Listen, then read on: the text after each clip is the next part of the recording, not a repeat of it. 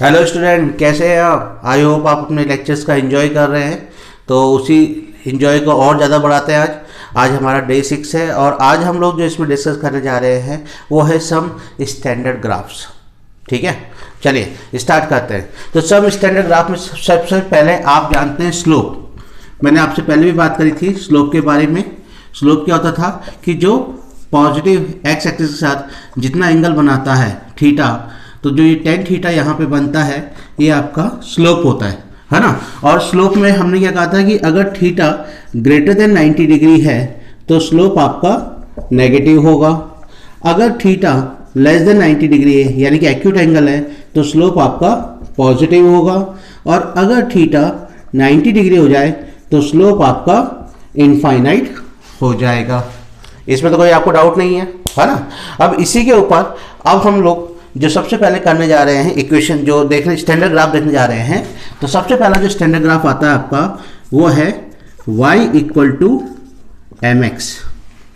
ठीक है, अब यहाँ पे हम लोग जब से एम लिखेंगे तो एम को हम पॉजिटिव कंसिडर कर रहे हैं। ठीक है, तो जैसे अब आपका ये आपकी एक्स एक्सिस है, ये वाई एक्सिस है। तो जब y equal to M x का ग्राफ आपका होता है तो वो ये जो ओरिजिन है ओरिजिन से पास होगा इस तरह से। ठीक है, और ये इसके साथ एंगल थीटा बना रहा है तो इसका जो ग्राफ होगा y equal to M x का ये ग्राफ हो गया।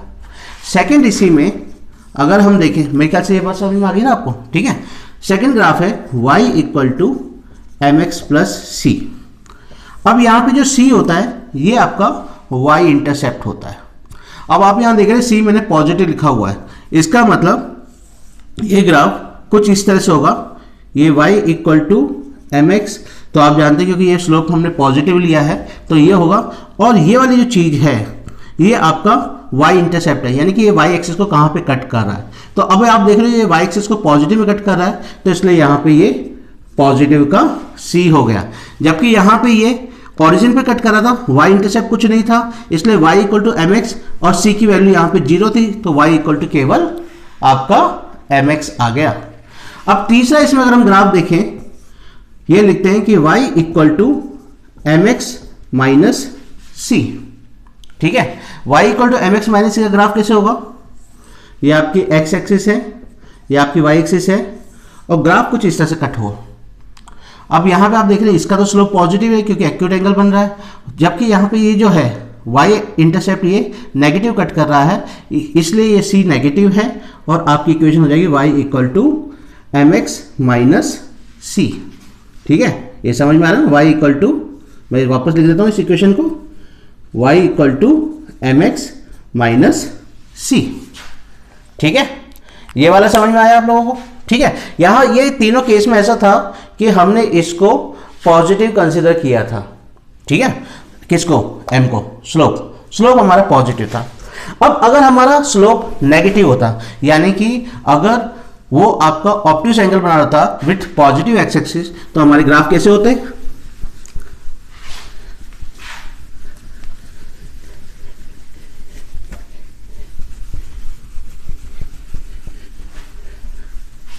हाँ जी, अगर ये आपका स्लोप ऑब्ट्यूज एंगल बना होता तो जैसे सबसे पहले मैंने कहा कि y equal to minus M x के लिए तो ग्राफ कैसा होगा?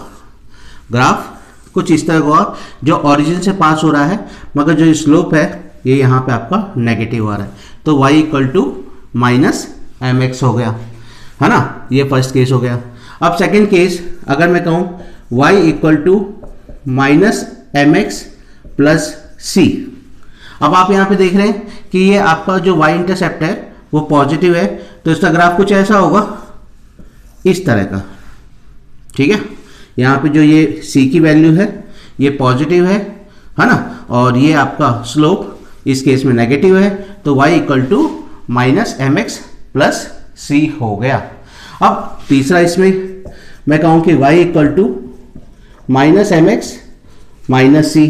इन दैट केस आपका क्या होगा कि ये आपका इस तरह से कट करेगा। यहाँ पे आप देख रहे हैं ओरिजिन से नीचे ये c हो गया। अब c भी यहाँ नेगेटिव है और ये तो स्लोप ऑलरेडी नेगेटिव है तो y equal to minus M X minus C हो गया। ठीक है, इसमें तो कोई डाउट नहीं है। ठीक है, चलिए अब आगे बढ़ते हैं। इसमें पैराबोलिक ग्राफ, अब कैसे होते हैं पैराबोलिक ग्राफ? इसमें सबसे पहले अगर हम पैराबोलिक ग्राफ में देखें तो पैराबोलिक ग्राफ में पहला आता है x इक्वल टू के वाई स्क्वायर। यहाँ पे जो ये k है ये आपका कांस्टेंट है, ठीक है, k कांस्टेंट है।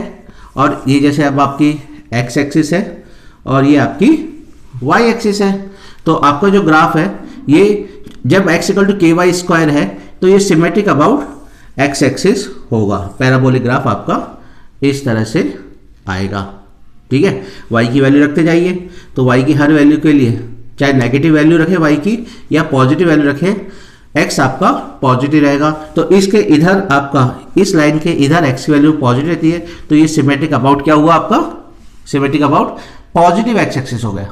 इसी तरह से अगर हम यहाँ पे देखें x इक्वल टू माइनस के वाई स्क्वायर, ठीक है। अब y की कोई भी वैल्यू रखें, क्योंकि यहाँ माइनस के से मल्टीप्लाई हो रहा है तो x की वैल्यू नेगेटिव आएगी, तो ये वाला जो ग्राफ होगा ये सिमेट्रिक अबाउट x एक्सिस तो होगा मगर नेगेटिव x एक्सिस के साथ में ये सिमेट्रिक ग्राफ होगा। जितना ग्राफ ऊपर होगा उतना ही ग्राफ नीचे होगा। यह थोड़ा मुझसे टेढ़ा बनी है, मैं इसको एक बार फिर वापस बनाता हूँ आपसे। देखिए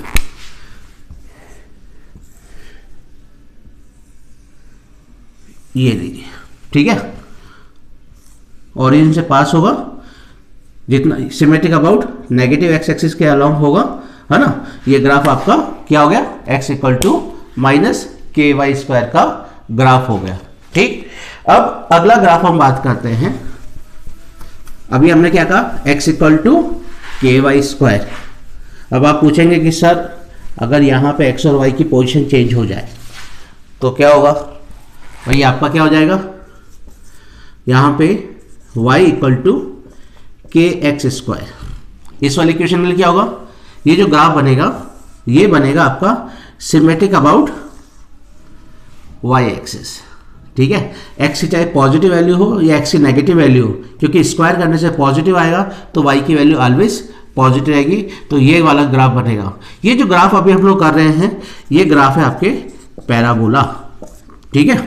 अब अगर इसी तरह से y इक्वल टू माइनस के एक्स स्क्वायर हो तो ये वाला जो ग्राफ है ये सिमेट्रिक अबाउट नेगेटिव y होगा, मतलब माइनस y एक्सिस के अबाउट में सिमेट्रिक ग्राफ आपका आएगा। यहाँ तो कोई डाउट तो नहीं आ रहा ना? सब समझ में आ रहा है? ठीक है। तो अब अगला जो आपका ग्राफ है वो है आपका हाइपरबोला ग्राफ।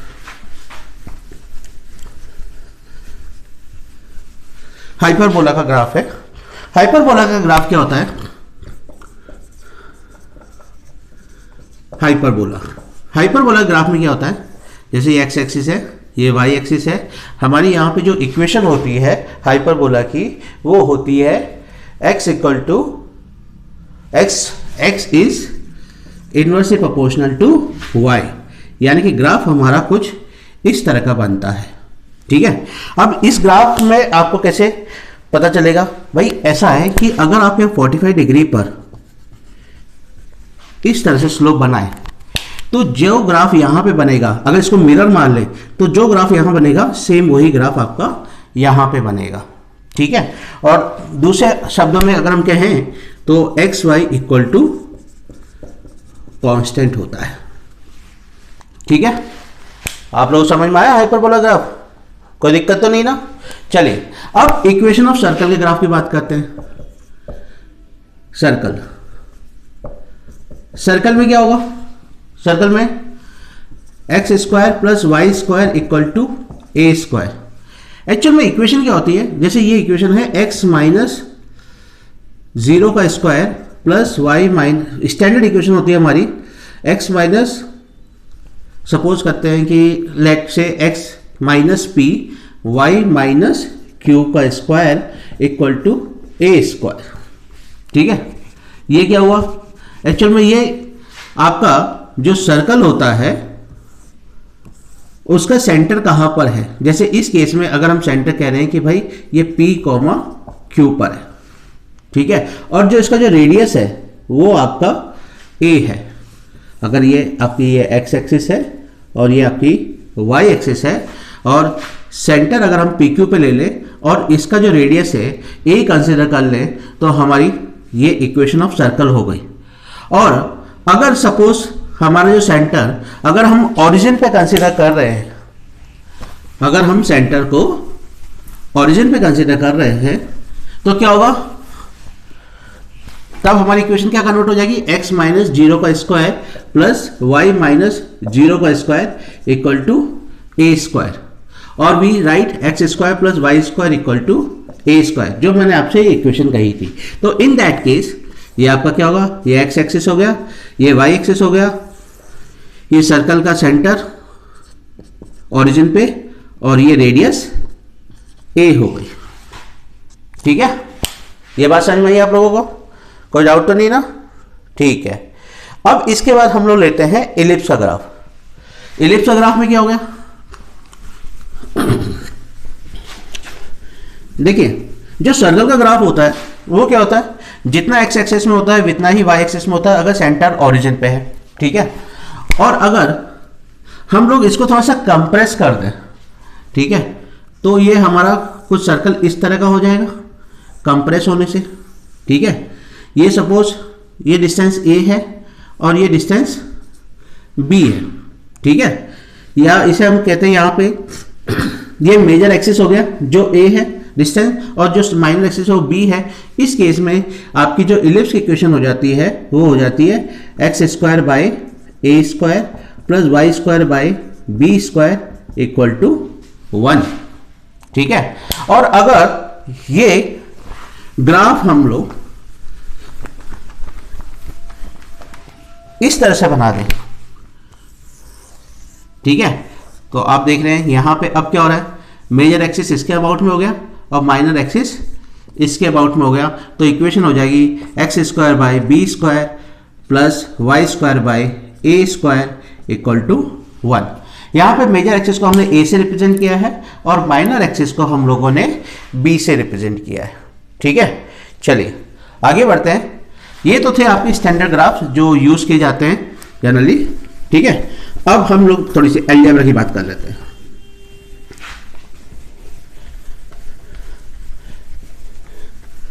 अलजेब्रा की थोड़ी सी बात कर लेते हैं।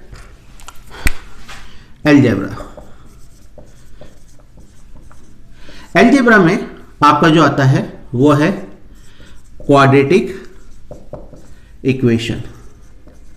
अब ये क्वाड्रेटिक इक्वेशन क्या होता है भाई, कोई भी जनरल इक्वेशन जो इस फॉर्म में हो, ax square plus B x plus c equal to 0, इसे हम लोग क्वाड्रेटिक इक्वेशन कहते हैं। यानी कि यहाँ पे जो वेरिएबल x है उसकी हाईएस्ट पावर कितनी है या डिग्री कितनी है, वो है 2। तो किसी भी इक्वेशन की जब हाईएस्ट पावर या डिग्री 2 होती है तो वो इक्वेशन होती है आपकी क्वाड्रेटिक इक्वेशन।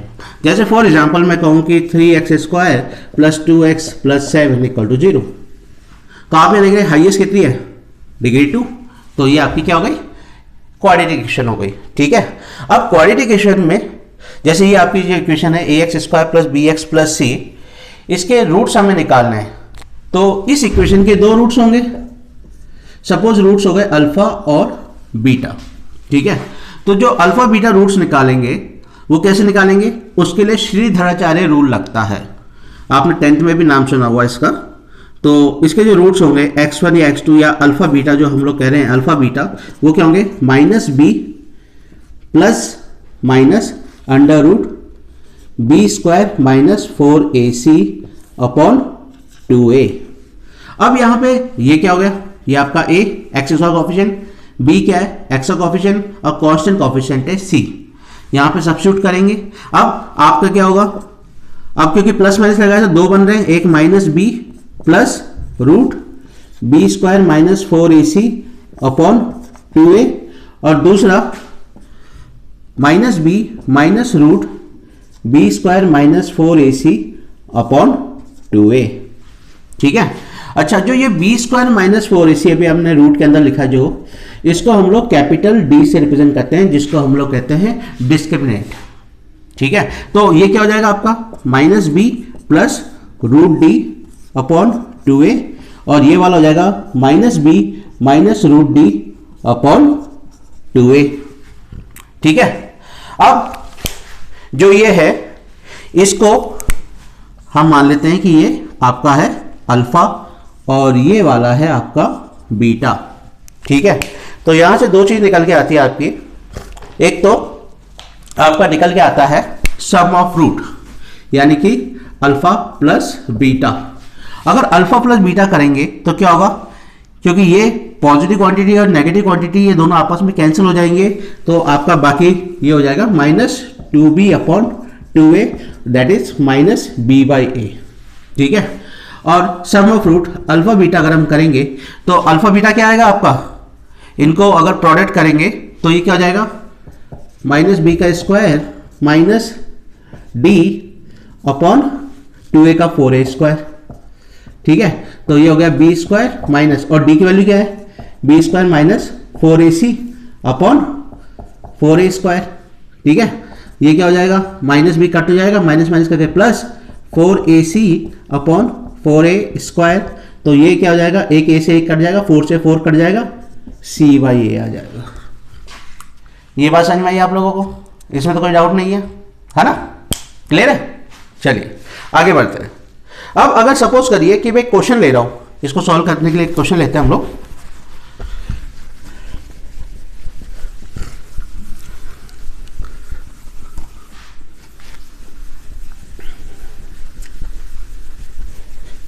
हाँ जी, अब एक मैं क्वेश्चन आपसे ले रहा हूं। क्वेश्चन है 2x square minus 5x plus 12 equal to 0। चलो एक मिनट, ये माइनस ले लेते हैं यहाँ पे। 2x square minus 5x, 2x square plus 5x minus 12 equal to 0। अब आप यहाँ पे देख रहे हैं कि a का कोफिशिएंट क्या है 2, b का कोफिशिएंट 5 और c का कोफिशिएंट माइनस 12। ठीक है, अब इसके जो रूट्स निकालें, लेट से रूट अल्फा जो बीटा जो हम निकालेंगे तो कैसे निकलेंगे, माइनस बी की value 5 plus minus under root b square यानी कि 5 का square that is 25 minus 4, a की वैल्यू 2 और सी की वैल्यू माइनस 12 अपॉन 2a, ए की जगह पे 2। तो ये क्या हो जाएगा minus 5 plus minus under root 25 plus, क्योंकि माइनस इंटू माइनस प्लस हो जाएगा, और ये कितना हो जाएगा 12 8 जा 96। ठीक है, ये चीज समझ में आई आप लोगों को।